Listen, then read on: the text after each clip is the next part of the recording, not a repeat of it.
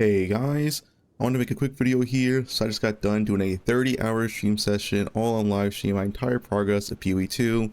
We ended the day at, let's see, position number 8 in our ladder. I think I logged up like number 7, but yeah, pretty good. I'd never played any closed beta or any tests, so I think being this high is pretty nice for someone who has never played any PoE 2 before whatsoever. So yeah, let me go over my build real quick.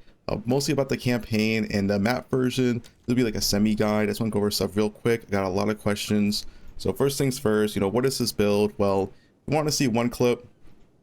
This clip right here is pretty much how every single campaign boss looked like. Pretty much every single campaign boss, like Act 3 and later, will die in like 10 seconds in a stun or a freeze. And if you played PoE 2, you know this is some ridiculous damage. And yeah, every single boss looks like this. You can watch my whole VOD. Every single boss at the Act 3 just instantly dies. Now, let's talk about some things about this build. Why I think it's one of the best levelers you can do, at least for campaign. I don't know how well it's scaled to endgame, but it's definitely extremely strong for campaign. So first things first, there is this Mobalytics semi-guide here where it will have the full endgame setup of Act 6. So this is the setup you're looking for by the time you end Act 6. And I also have my full Google Doc here, which will be linked in the description. But this will also have essentially my progressions. These are Twitch clips, and these Twitch clips go over my passive tree and skills at the end of each act. So we have Act 2, Act 3, Act 4 if I were to sync and then change anything, and then Act 6. And I also have my current map set up as well. Now, I'm just making these clips because it's way easier for me. You can go check them where you want, and this way I don't have to make like 6 different video guides, and instead I can just continue playing the game. So it is just easier for me. But yeah, I go over every single skill gem, and I also show the passive tree. So let's talk about some things real quick. First things first is what Ascendancy you take. It's obviously Deadeye, and you take Tailwinds first, so Gathering Winds. Then you go Point Blank. Point Blank is very, very strong in PoE 2, especially over Far Shot because they buffed it a lot. Besides that, yeah, this is my current passive tree. Like I said, it's all linked down below. Some things to note is that Act 1 is the hardest difficulty content of this build. That's not a joke. I struggled the most in like the mid of Act 1. The Draven fight was the hardest campaign fight out of every single boss that I did.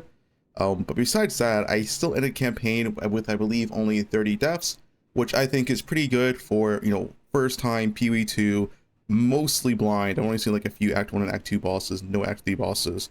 So yeah, I would say overall, definitely one of the strongest campaign builds you can play. And even in maps, I'm still completely destroying bosses. My character right now is level 74. Like I said, like I ended top 7 for the day. Besides that, I want to talk about some auras real quick because I have spirit on my chest and spirit on my amulet. So if you don't have the spirit, you will have to drop some stuff. What I recommend to drop is drop Held of Ice first, and then you can also drop stuff like Clarity and Cannibalism from Wind Dancer. These aren't needed, they just cost extra spirit. So yeah, drop Held of Ice and drop these if you don't have enough spirit. If you don't have spirit on chest and amulet, it's totally not needed. Also, I get questions, okay, so for leveling, what do I need to know? So all you need for leveling is life and resist on any single piece. Flat damage on gloves is nice, but yeah, life and resist, and that's it. PoE 2 gear is quite scarce, it is quite hard. Just try to get what you can. I will say a tip for the bow. If you can buy a 2-socket white bow from the vendor and then alch it and then add 2 storm runes, this is a massive bonus to your damage, and then eventually add exalts to fill the prefix. This is pretty much all the bows I've used, and the best way I found to actually find a weapon in PoE 2 is just look for the vendor, wait for a 2-socket bow to pop out, alchemy orbit, and then exalt till it's 6 affix, and with the 2 sockets, it's a lot of flat damage. For quiver, you also want a lot of flat damage, but yeah, besides that, it says life and resist. Just try to fill out your stats. It is pretty hard. Even in maps, I'm still not res cap. I don't think anyone is actually. It is really, really rough, and that's just how it is currently in PoE 2.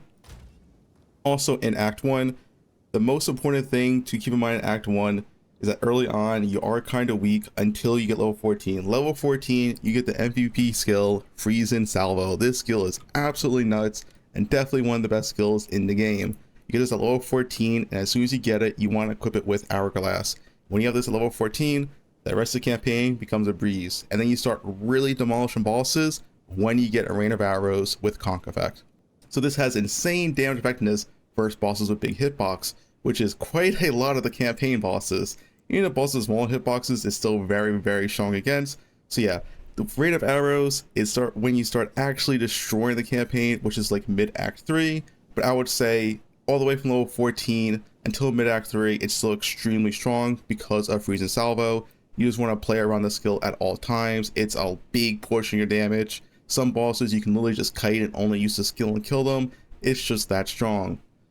And one thing to note at the start, level 1, I got this question a ton of times. Make sure you get scatter shot and you add it on a lantern rod. This is important because this is your skill rotation essentially. You place down one lantern rod with LMP and then you just shoot lantern arrows. Ideally be on top of the boss because it's actually quite easy to avoid attacks from the boss if you're on top of them and just keep moving around them. And then when you get more skills, the rotation is still simple. Essentially, you just always press freeze and salvo off cooldown. That's it. Make sure your rain arrow is always going if the boss is not moving. If the boss constantly moves, don't press this as much. Ideally, you want a frenzy charge as well. Early on, you'll get frenzy charges with Sniper's Mark. Later on, you'll get frenzy charges with Combat Frenzy, but you can't use this to get a lot more spirit. First aura is Hell to Thunder.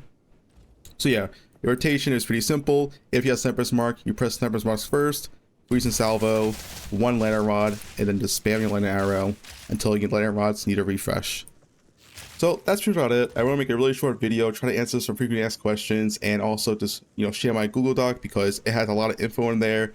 Every single section of what you need for the passage tree and my gear at the time. But yeah, that's about it. If you have any questions, feel free to comment below. But I definitely plan on being back to this character for now, as long as it's not nerfed, because it's very, very fun and also very, very strong.